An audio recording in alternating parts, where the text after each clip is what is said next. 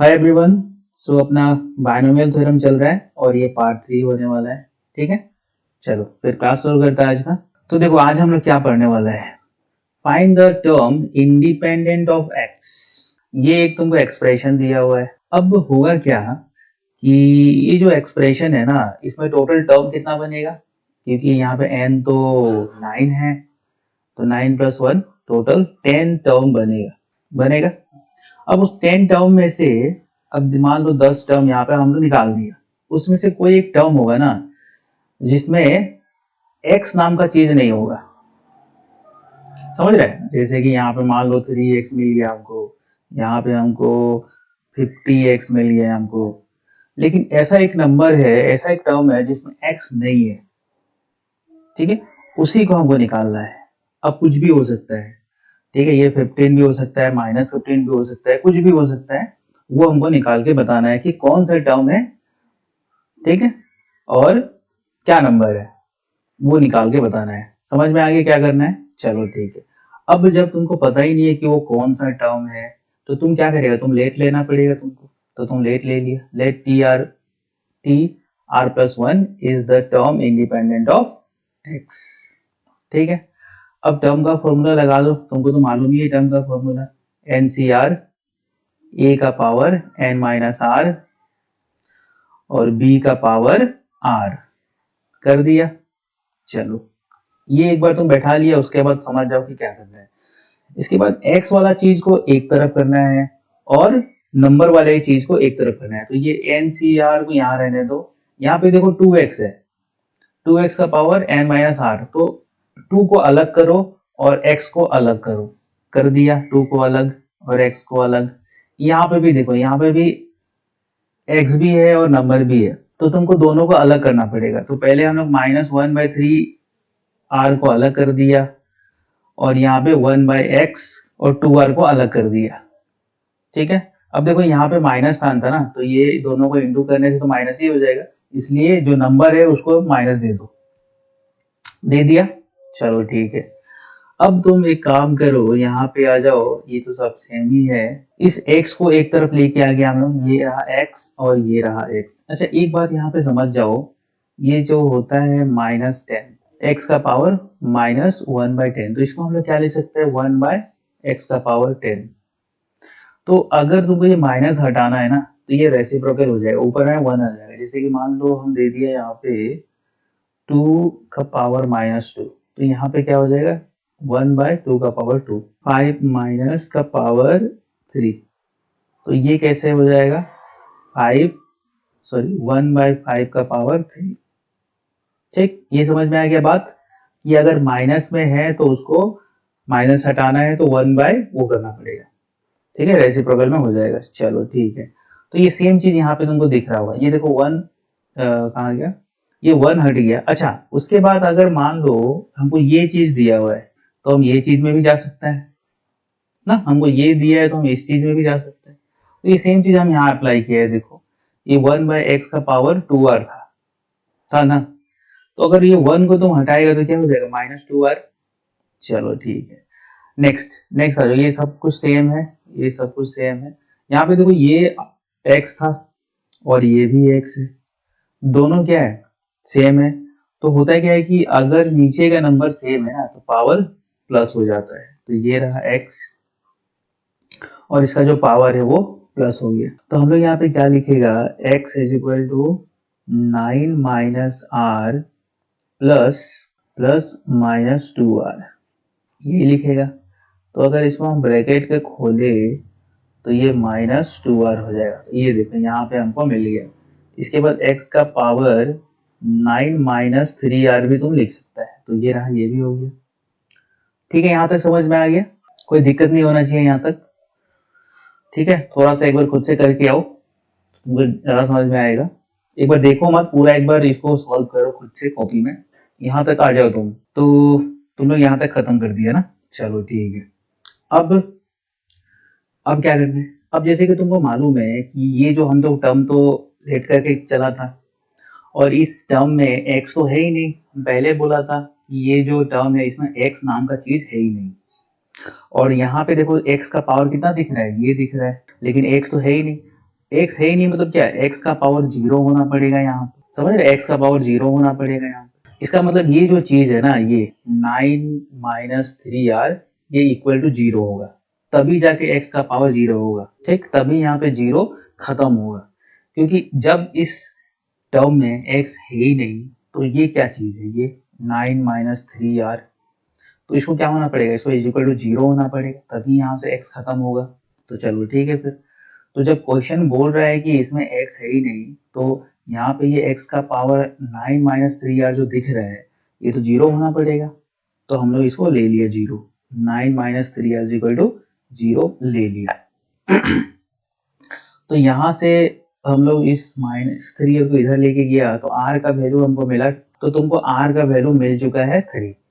अब तुम्हारा काम हो जाएगा, अब इस टर्म को उठाओ और जहां जहां तुमको r दिख रहा है उसको पुट करो। तो r का वैल्यू कितना 3 मिला था, 3 + 1 हो जाएगा, और यहाँ पे हो जाएगा, यहाँ पे भी हम लोग r पुट कर दिया, यहाँ पे भी पुट कर दिया, ठीक। चलो अब इसको तुम सॉल्व करो, ये हो जाएगा 6, ये हो जाएगा।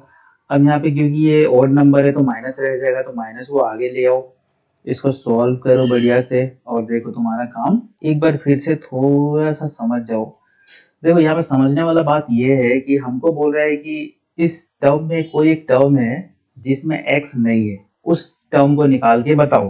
अब तुमको पता भी नहीं हो कौन सा टर्म है, तो तुम क्या किया, उस टर्म को r+1 मान के चला, और टर्म वाला फॉर्मूला में जो जो बैठ सकता है बैठा दिया। और तुम इसको करते करते x को नंबर पहले इस तरफ ले गया, x को इस तरफ ले गया, और x को सबको साथ में लेके आया, और तुमको यहाँ पे ये मिला कि x का पावर 9 - 3r तुमको मिला, ठीक।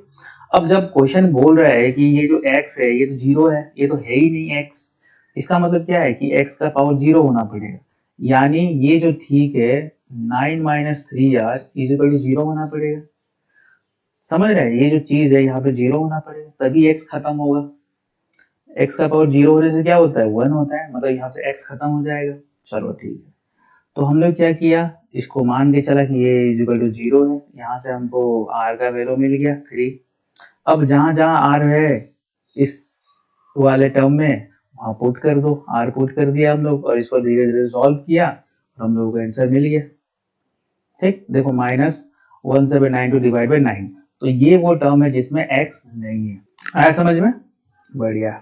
चलो एक क्वेश्चन और देखो, सेम सेम काम करना है, कुछ भी नया नहीं है। ये तुमको टर्म दे रखा है और बोल रहा है कि इंडिपेंडेंट ऑफ टर्म निकालो, ठीक है। इसमें कोई टर्म है which is independent of x, वो निकाल के बताओ।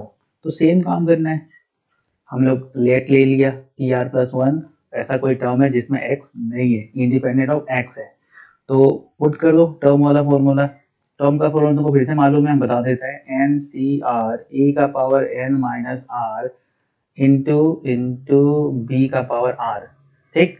इस फॉर्मूला में हम लोग यहाँ पे इसको काम किया है, ठीक है। 10 CR, 10 कहाँ से आया, ये रहा, C मतलब तुमको पता है कॉम्बिनेशन वाला कहानी, R हमको पता नहीं है तो एक बार R रहने दो, ये है तुम्हारे लिए, इसका पावर होना चाहिए n - r, n 10 है, और ये रहा B, इसका पावर R होना चाहिए। चलो ठीक है, अब इसको सॉल्व करो धीरे धीरे। करना क्या है, x को एक तरफ ले जाना है और नंबर को एक तरफ। तो हम लोग क्या किया, ये सेम है अपना। अच्छा तुमको तो मालूम ही है, अगर √5 है तो इसको हम लोग क्या लिख सकते हैं, √1/2 लिख सकते हैं, क्योंकि ये जो रूट होता है ना, इसका जो वैल्यू है वो 1/2 हो सकता है, होता है।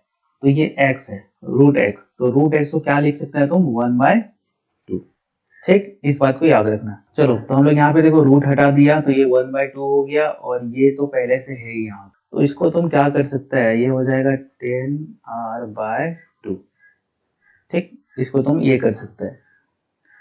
अच्छा यहाँ पे देखो, इसमें नंबर भी है और x भी है, तो x वाले को अलग करो, नंबर वाले को अलग करो, तो कर दिया देखो यहाँ पे हम लोग। और दूसरा बात, यहाँ पे देखो 1/x का पावर 2r है, तो इसको हम लोग क्या लिख सकते हैं, x का पावर -2r लिखेगा, ठीक है, क्योंकि ये जो चीज है ऐसा लिखा जा सकता है, तो हम लोग यहाँ पे लिख दिया देखो, ठीक है। ये सब बेसिक चीजें है, ये सब तुमको पता होना पड़ेगा। इसको सॉल्व करो धीरे धीरे। अब तुम x वाले पे आ जाओ, क्योंकि तुमको मालूम है कि दोनों x जो है वो प्लस हो जाएगा जब बेस में सेम होता है ना, यहाँ पे भी x है, यहाँ पे भी x है, बेस सेम होने से क्या होता है, जो पावर है वो प्लस हो जाता है। तो ठीक है, फिर प्लस कर देते हैं हम लोग।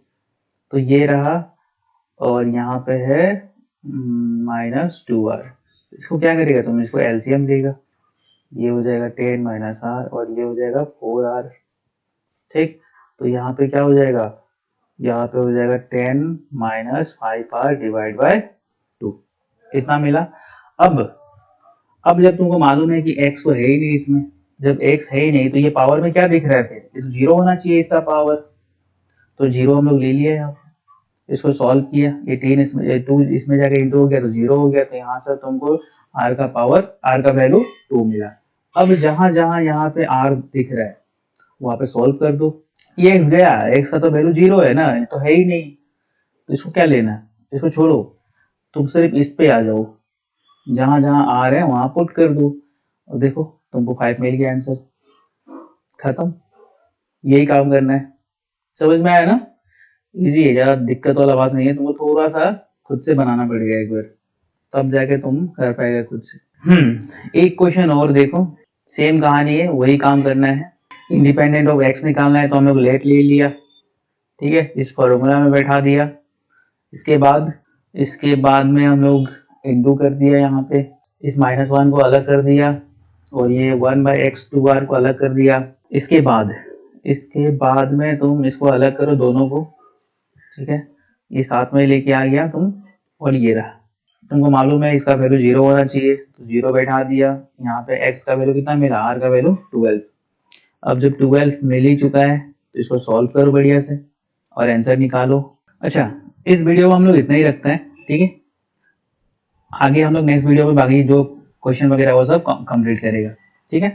तो प्रैक्टिस करो बढ़िया से, अभी तक जितना किया हम लोग, प्रैक्टिस तो देखो तुमको करना पड़ेगा, नहीं तो फिर खाली अगर वीडियो देखने से अगर काम हो जाता तो फिर तो बढ़िया था, लेकिन होगा नहीं ऐसे, ठीक है, तो प्रैक्टिस तो करना पड़ेगा। तो चलो ठीक है फिर।